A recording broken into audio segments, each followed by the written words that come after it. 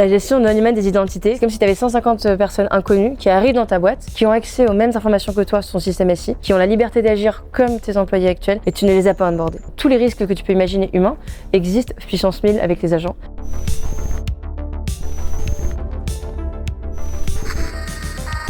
Aujourd'hui, on découvre une start-up qui s'attaque au problème de l'explosion incontrôlée des logiciels internes. On en parle avec Héloïse Rosès, fondatrice et CEO de Korma.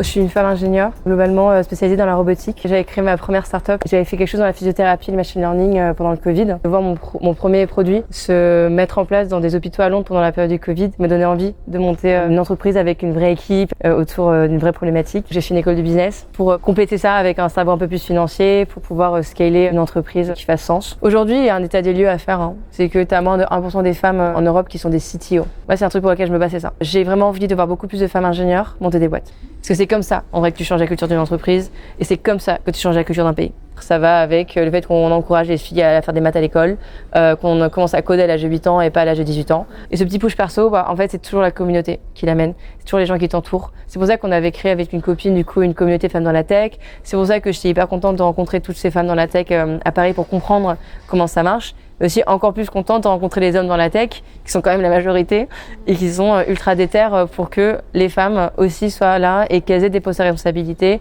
Moi, si je peux juste apporter un peu mon grain de sable pour contribuer à cette machine dont j'ai bénéficié, je le ferai avec plaisir.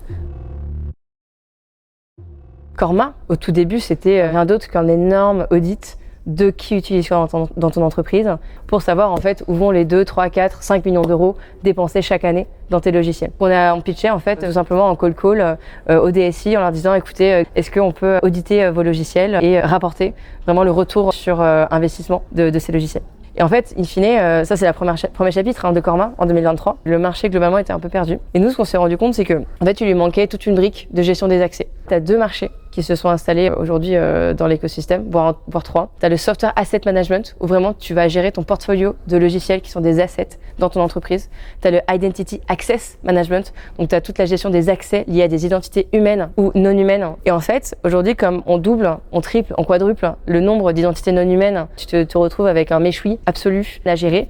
Et c'est là où derrière arrive le 3e marché qui est l'IGA, donc Identity Governance Administration, qui n'est autre que de la carrosserie de ta mécanique qu'on a déjà installée avec le Software Asset Management et l'Identity Access. Eux ensemble, ça fait le moteur et les roues de ta voiture. La carrosserie, c'est l'IGA. Donc nous, ce qu'on a construit en 2 ans et demi, 3 ans chez Korma, c'est la mécanique, du SAM et de l'IAM, et tu rajoutes à ça la policy derrière. Et tout ça, c'est automatisable. Donc on peut aussi bien être utilisé par un MSP pour ces entreprises que par d'autres DSI en direct. Le risque est aussi étendu que ton imagination peut te l'autoriser. La gestion non humaine des identités, c'est comme si tu avais 150 personnes inconnues qui arrivent dans ta boîte, qui ont accès aux mêmes informations que toi sur ton système SI, qui ont la liberté d'agir comme tes employés actuels et tu ne les as pas onboardés. Tous les risques que tu peux imaginer humains existent puissance 1000 avec les agents. Donc effectivement, ils sont réputationnels, ces risques, parce que ça peut être de la donnée qui fuite. Ils sont directement liés à ton code. Si un de tes agents est un agent qui revoit le code, s'il craque, ou s'il y a un autre agent qui arrive derrière et qui hallucine, c'est du code pourri qui va sortir en dev et ça va ralentir toute ta chaîne de valeur. Si dans la partie marketing, tu as des agents qui vont capturer des photos qu'ils n'auraient pas dû capturer et les mettre autre part, non seulement ça a le côté réputationnel, mais ça va impacter directement ton business. Et aujourd'hui, les personnes les plus sensibles à ça, c'est toutes les boîtes régulées, fintech, assurance, banque, etc. C'est toutes les boîtes dans la cosmétique et le luxe. Et in fine, toutes les petites boîtes en fait. Les raisons pour lesquelles on a levé de l'argent l'année dernière, c'est pour accélérer sur le développement d'un produit qu'on sentait devenir intéressant pour les entreprises. Une fois que tu as mis en exergue la raison pour laquelle on a levé de l'argent, on n'a pas levé beaucoup. Pour se concentrer sur ce qu'on savait faire, c'est donc les fonctionnalités liées à la gestion mécanique des accès des identités, les fonctionnalités liées à la gestion du portfolio de tes logiciels en assets, pour ajouter la partie IGA en policy.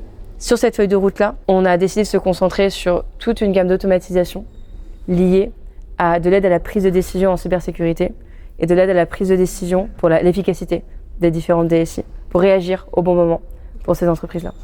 Il y a encore beaucoup de choses à faire. Un des éléments sur lesquels je ne voudrais pas tergiverser, et c'est vraiment une de nos lignes rouges cette année, c'est la vente indirecte. Pouvoir aller rencontrer et s'intégrer avec le plus d'intégrateurs possible, le plus d'infogéreurs, le plus de revendeurs en Europe et aux États-Unis. Parce que c'est vraiment ces personnes-là qui ont déjà les relations avec les DSI que nous voulons parler. Et il faut vraiment à tout prix sortir de la bulle des tech and software companies.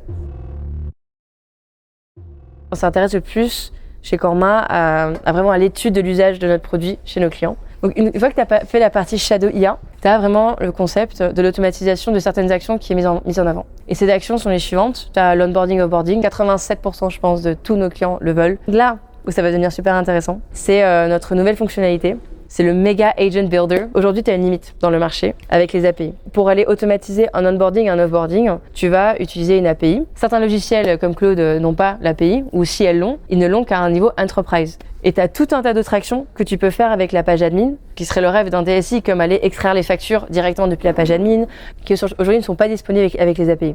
Avec le Korma Mega Automation Builder, en fait, tu vas être capable d'aller automatiser n'importe quelle action sur les pages admin de tes logiciels, quelle que soit leur interface utilisateur, quel que soit ton niveau, pour aller faire des automatisations la nuit, des automatisations le matin, et faire en sorte que tes 400 logiciels soient automatisés sans aucune limite d'API.